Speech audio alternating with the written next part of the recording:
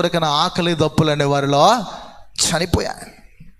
ధనముపై మమత పెంచుకున్నటువంటి 12 మందిలో ఒకడుగు ఇస్కరియోతు యూదా. మార్కు 14:43-46 వచనంలో చూడండి. 4 సువార్తలు ఇతగాడుగు వచ్చి ప్రత్యేకమైనటువంటి కోవలో పిల్లరా రాస్తూ ఉంటాడు. 12 మందిలో ఒకడుగు ఇస్కరియోతు యూదా అని ప్రస్తావించడం జరుగుతూ ఉంటుంది. పిల్లరా, ఇతడు ధనముపై మమతను పెంచుకున్నాడు.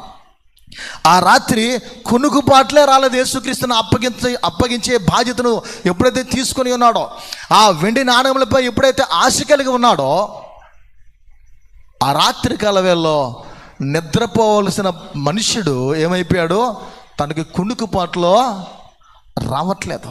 అంటే యేసుక్రీస్తు వారికి ద్రోహం చేయాలని తలంచినటువంటి ఆ మనుష్యునికి సాతానుడు కూడా ఓ విధమైన అప్రమత్తతను కలుగు చేశాడు. అంటే మనకు అర్థమయ్యే భాషలో చెప్పుకుందాం, ఎక్కడికైనా ఒక తప్పుడు పనిని, చేయకూడని పనిని, పాపముతో నింపబడిన పనిని రాత్రి వేళ మనం చేయడానికి వెళ్తున్నప్పుడు సాతానుడు ఏం చేస్తాడంటే, మనకి నిద్ర వచ్చినా సరే రే నిద్రపోకు అనే అప్రమత్తతను మనకు కలుగు చేసి మనం లేపి మరీ ఆ పనిని, చేయకూడనటువంటి పనిని చేయడానికి పురికొల్పి మరి నడిపిస్తాడు. అదే కోవకు చెందినటువంటి పిల్లరా మనుషుడు ఇక్కడ ఇస్కరియోతు యూదా.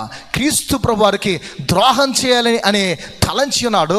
యేసుక్రీస్తు వారికి ద్రోహం చేయడానికి నిశ్చయించుకుని ఇతడికి ఆ రాత్రికాల వేళలో కొనుకుపాట్లు రావట్లేదు, నిద్ర అనేది రావట్లేదు. పిల్లరా, వీరందరూ అలయక పరుగెత్తలేదు.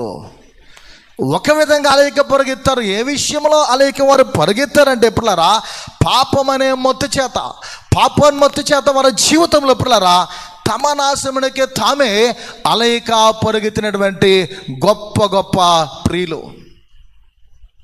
వీరిని మన జీవితాల్లో ఒక్కసారి పరిశీలించుకుందాం.